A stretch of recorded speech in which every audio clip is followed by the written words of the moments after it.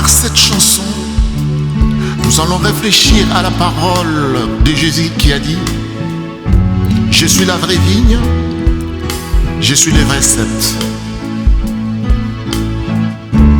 L'évangile de Jean, chapitre 15, les versets 1 à 8. Moi je suis la vraie vigne et mon père est le vrai vigneron.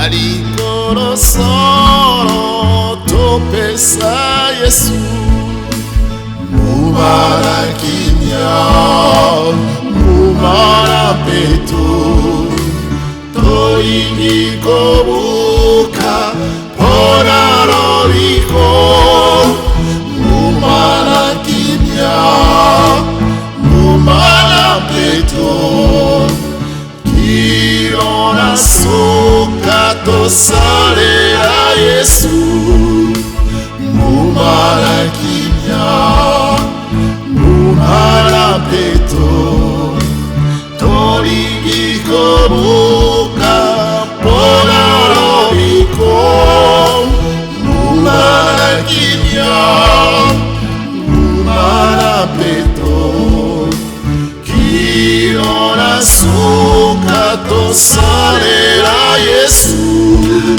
Il enlève tout sarment qui, uni à moi, ne porte pas du fruit, mais il taille, il purifie chaque sarment qui porte du fruit, afin qu'il en porte encore plus. Vous êtes déjà purs grâce à la parole que je vous ai dite. Demeurez unis à moi comme je suis uni à vous. Katina pole, katina molimo, musala mobele, musala mingi, okonzi na jambe, anase, tembo pepole, bolingo kimya, mumana kimya.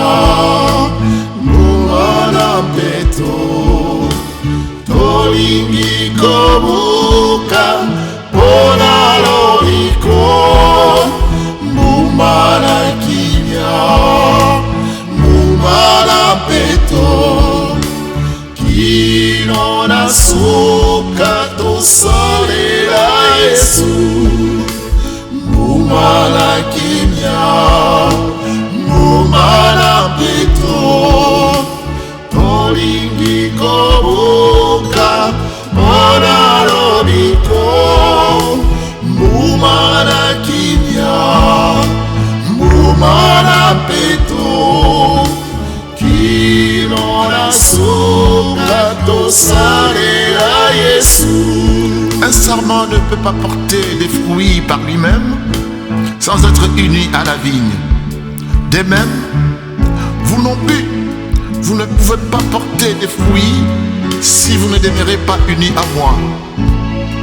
Moi je suis la vigne, vous êtes les sarments. La personne qui demeure unie à moi et à qui je suis uni porte beaucoup de fruits. Car sans moi, vous ne pouvez rien faire. La personne qui ne demeure pas unie à moi est jetée dehors comme un sarment et elle sèche. Les sarments secs, on les ramasse, on les jette au feu et ils brûlent. Si vous demeurez unis à moi et que mes paroles demeurent en vous, demandez ce que vous voulez et cela sera fait pour vous. Otampasi mingi basali maramu namobikisi bakenda na mpiko bokoma malamu inona likolo bapesa Yesu umana kimi kimia mumana peto tolingi kobuka mpona lobiko mumana kimia mumana peto kilona suka tosalela Yesu mumana kimia mumana peto tolingi kobuka mpona lobiko mumana kimia mumana peto kilona suka tosalela Yesu.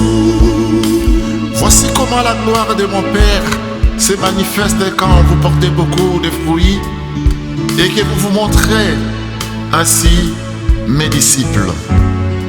La vigne. J'aime beaucoup cette image de la vigne et du vigneron. Les vignes sont des plantes qui ont besoin d'un soin intensif en été comme en hiver. Je ne suis pas un connaisseur dans ce domaine. Il faut vraiment avoir le savoir-faire. Il faut avoir beaucoup d'expérience pour savoir comment soigner ces plantes. Comment les tailler, les ébourgeonner, les épamprer, les palisser, etc. Tout cela en visant à obtenir du bon raisin. Je suis le cep. Jésus se compare avec une vigne. Ses disciples, eux, sont les sarments, les rameaux verts que la vigne pousse chaque année et qui portent du fruit, et les vignerons, c'est Dieu le Père. Je me rappelle que dans ces vignobles, à côté duquel je passais pour aller à l'école, il y avait des vignes qui étaient très vieilles. Leurs bois avaient des drôles de formes et j'étais toujours étonné de voir que chaque année, il y avait de nouveaux sarments qui y poussaient. Malgré tout, après une trentaine d'années, il paraît que les vignes sont moins productives. Natongo topaza umana esengo nampokwa lokura toikampiku inotokobuka umana malamu alikorosono topesa Yesu. Et c'est pourquoi les vignerons procèdent souvent à de nouvelles plantations. Et si le bois arraché devient inutilisable, on ne peut même pas en fabriquer un meuble. On peut juste l'utiliser comme décoration ou le brûler dans la cheminée.